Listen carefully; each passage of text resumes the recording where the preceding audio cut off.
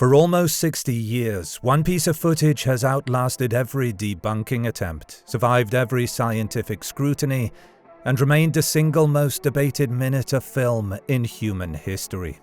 59 seconds, grainy, shaky, shot on a 16mm camera somewhere in the forests of Northern California in October 1967.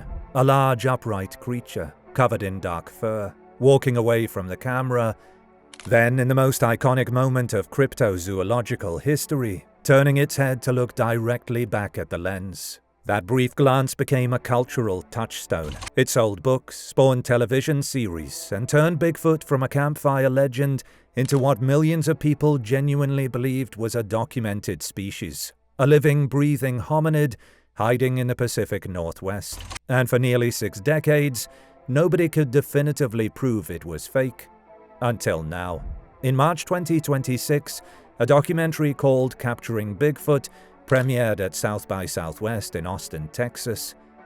Directed by filmmaker and film professor Mark Evans, it presented something that nobody in the Bigfoot research community had seen before. A piece of film locked in a safe for decades that appears to show Roger Patterson and Bob Gimlin, the two men behind the legendary footage, rehearsing the whole thing, 1 year before they allegedly filmed a real Bigfoot.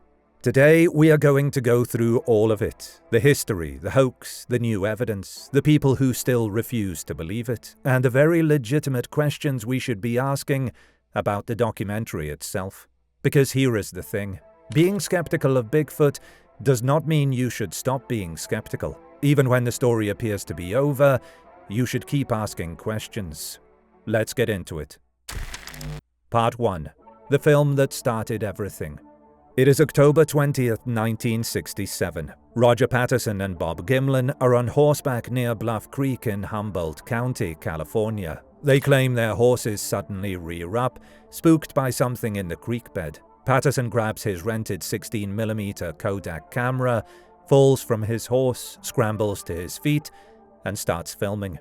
What he captures, or claims to capture, is a large bipedal creature walking along the far bank of Bluff Creek. The creature, later named Patty by researchers, walks with a distinctive swinging gait, arms hanging low, head turning briefly toward the camera before disappearing into the tree line. Patterson and Gimlin bring the film to the world, and the world largely loses its mind. It gets analyzed by everyone, frame by frame, by anthropologists, by Hollywood special effects artists, by biomechanics experts, by physiologists, and for years, decades, the verdict is inconclusive. Not proven real, but not conclusively proven fake either. That ambiguity is exactly what keeps it alive. Roger Patterson spends the rest of his short life promoting the footage. He dies in 1972 of Hodgkin lymphoma when his son Clint is only 12 years old. Bob Gimlin, now in his 90s, becomes a figure of almost mythological stature in the Bigfoot community. An old cowboy who maintains to this day that he stood at Bluff Creek and watched a real creature walk away. The film becomes the cornerstone of an entire subculture. The Bigfoot Field Researchers Organization builds a database of thousands of reported sightings. Researchers dedicate careers to it. Books, documentaries, television series, merchandise. An economy built on 1 minute of film. And at the center of all of it, the question of whether Roger Patterson looked through a camera viewfinder and filmed something real, or whether he was a con man who pulled off the greatest practical joke in American pop culture history. Part 2. The cracks that were always there. Here is what the true believers rarely want to discuss openly. The cracks in the Patterson-Gimlin film's credibility were visible almost from the start. Roger Patterson was not a man of spotless reputation. He had, prior to the Bluff Creek footage, written a self-published book about Bigfoot. He had a financial interest in Bigfoot being real. He also had a history that included, according to people who knew him, a certain talent for bending the truth when it served his purposes. His own son Clint, who worshipped the man, would later describe his father as, and this is a direct quote, a liar.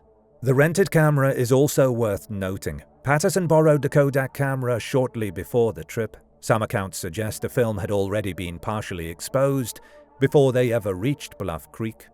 Then there is Bob Hieronymus.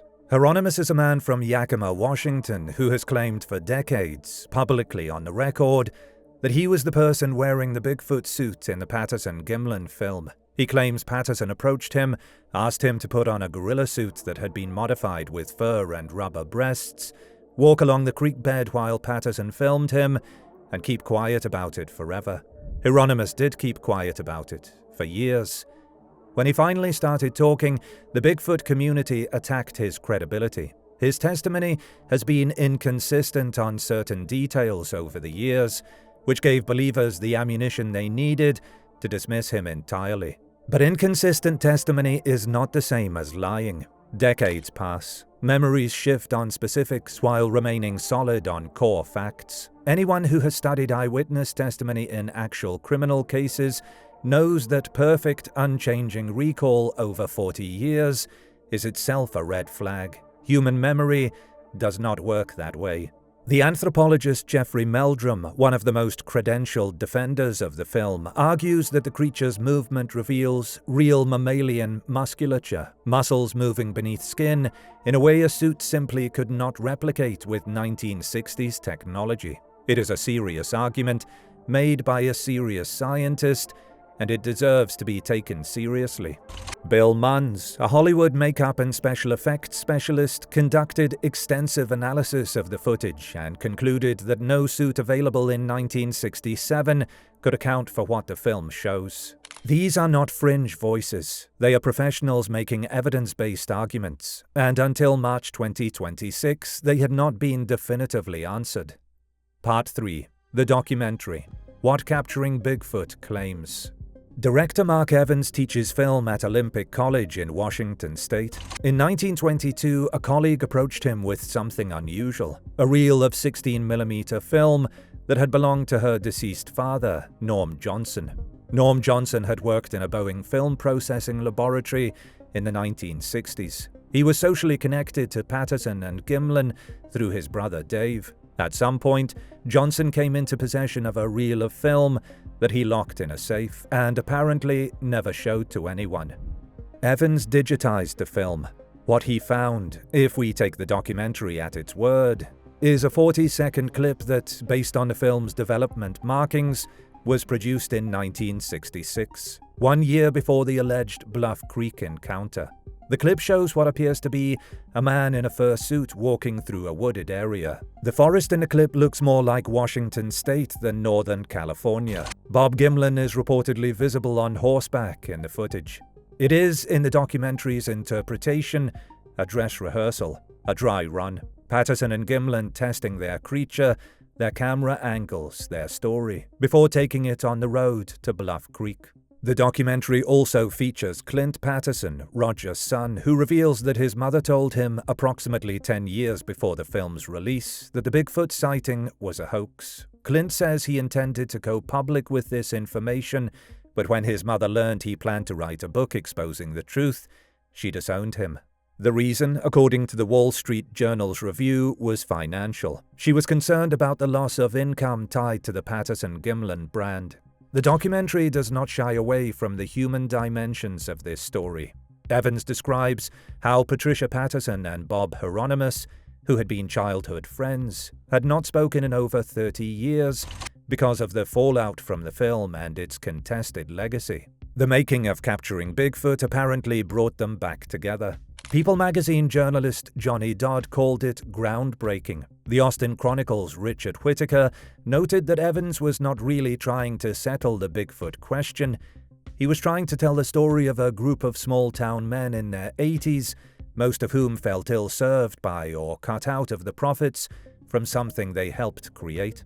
The Wall Street Journal's John Jurgensen drew a larger cultural line, writing that the Patterson-Gimlin film seems like a prequel to the confusion that has engulfed our era and eroded confidence in the very idea of truth. That framing is worth sitting with. A 60-year-old hoax as the origin point of American post-truth culture. It is not a comfortable thought, but it is not an unreasonable one. Part 4. The criticism, and why you should have it. Here is where responsible journalism requires us to slow down. The Bigfoot community's reaction to capturing Bigfoot has been, in many cases, unhinged. Researchers who saw the film and updated their views were harassed online. Matt Moneymaker of the Bigfoot Field Researchers Organization dismissed the footage without having seen it, asking, "How would you know whether what they're showing in the documentary is what's on the reel? How could you believe that in the age of AI?" That last part is where the community has largely taken refuge. AI. The argument being, in 2026, any footage can be fabricated, so any newly discovered footage should be treated as suspect. And you know what? That is not entirely wrong. It is being deployed in bad faith by people who simply do not want the Patterson-Gimlin film to be a hoax, but the underlying concern is legitimate. We are in an era where the provenance of film footage matters enormously, and where we are confident in what we have is not on its own sufficient. Evans says the documentary does not use AI-generated material. He says he is 100% confident. That confidence may well be entirely warranted. But let us ask the questions anyway. The chain of custody for the 1966 reel is: Roger Patterson produces it, somehow. Norm Johnson ends up with it, possibly through his Boeing lab connections. Johnson locks it in a safe. Johnson dies. His daughter finds it. She brings it to Mark Evans in 2022. Evans digitizes it and presents it in a 2026 documentary. There is no independent forensic analysis of the original film reel presented publicly, at least not at the level that would satisfy a serious skeptic. There is no documented third-party authentication of the development date stamped on the film. There is no chain of custody documentation that a court of law or a peer-reviewed journal would find satisfactory. Does this mean Evans fabricated it? No, there is no evidence of that, and there is no reason to assume it. But the standard of evidence we should apply to a claim that definitively settles a 60-year mystery is, appropriately, very high. There is also the matter of Bob Hieronymus's inconsistent testimony. The documentary leans on Hieronymus as a witness. That is complicated territory. He is credible in his core claim, and always has been, but he has given different accounts of specific details over the years, and any prosecutor will tell you that inconsistent witnesses are vulnerable. The documentary's director is also not a forensic scientist, a cryptozoologist, or an investigative journalist. He is a filmmaker and a film professor who was handed something remarkable and chose to make a film about it. That does not disqualify him, but it does mean the documentary is, at its core, a narrative film, not a peer-reviewed investigation. Eric Palacios, one of the few members of the Bigfoot research community who saw the documentary at South by Southwest, said it changed his view of the Patterson-Gimlin film. He also said it changed his view of the Bigfoot community itself. Watching his fellow believers turn on him for reporting honestly what he had seen, he described being disgusted. That reaction, turning on the messenger, tells you a great deal about the psychology at the heart of this story. Part 5. The verdict, and what it means. So where does this leave us? Let's be honest about what we actually know, separate from what we want to be true. Roger Patterson was a man with a documented financial interest in Bigfoot being real, a reputation among people who knew him for dishonesty, and a filmed record that he began promoting immediately for profit. Bob Hieronymus has spent decades claiming he wore the suit. His testimony, while imperfect in its details, has never fundamentally changed on the core claim. The anthropological and special effects arguments defending the film's authenticity, while serious, have always been contingent on 1967 technology limitations that, we now know, may have been underestimated. Clint Patterson says his own mother told him it was a hoax. And now there is a 40-second reel from 1966 that shows, by all accounts, a man in a fursuit rehearsing the exact walk that would become Bigfoot's most famous moment. When you stack that evidence, not any one piece of it, but all of it together, the conclusion is not really a question anymore. The Patterson-Gimlin film was a hoax. The documentary argues that Patterson first rehearsed a sequence in Washington state in 1966 before filming the final Patterson-Gimlin footage at Bluff Creek, California in October 1967. It worked spectacularly because the technology of the era made definitive analysis impossible, because the human desire to believe in something wondrous is powerful, and because Patterson died before he could be held fully accountable. What capturing Bigfoot adds to this picture is the rehearsal reel, the smoking gun that was locked in a safe and only surfaced because a Boeing lab worker happened to hold onto it, and because his daughter happened to bring it to a filmmaker who knew what to do with it. Could there still be a genuine unknown species of large bipedal primate in the Pacific Northwest? Hypothetically, sure. The absence of evidence is not always the evidence of absence. But Patty, the creature in that footage, the one who turned her head and looked back at the camera in 1967, was Bob Hieronymus in a suit on a Tuesday, probably wondering when lunch break was. The real story here, as the Wall Street Journal noted, is not really about an ape. It is about truth. It is about what happens when a lie gets 60 years of compound interest. It is about a son who spent his adult life idolizing a father who conned him. It is about two childhood friends who stopped speaking because of a secret that was never theirs to keep. It is about a community that built an identity around a film and now has to decide who they are without it.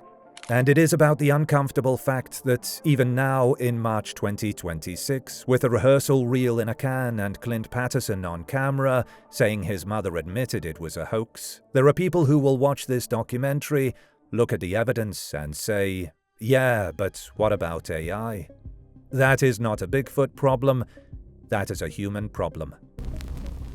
Capturing Bigfoot is most likely not a perfect documentary. It asks us to trust a chain of custody that deserves more rigorous, independent scrutiny. It relies partly on a witness whose testimony has wobbled over the years, and it was made by a filmmaker, not an investigator, which means it is as much a story as it is a case file. But here is what it is not: fabricated. Here is what the evidence in its totality is not: ambiguous. The Patterson-Gimlin film is a hoax. It always was. The only thing that changed on March 12, 2026 was that the last of the people who knew the truth finally let it out into the open. Not in a courtroom, but on a festival screen in Austin, Texas, in front of an audience that went very, very quiet. If you're a long-time Bigfoot believer, I do not think you need to feel foolish. You believed in something because the evidence, for a long time, genuinely was unclear. The world is full of unexplained things, and curiosity about the unknown is not a character flaw. But this one is explained now. Patty looked back at the camera, not because she was a Sasquatch who had never seen a human before, but because Bob Hieronymus was hot in that suit and figured he might as well give the man something good to work with. Thanks for watching.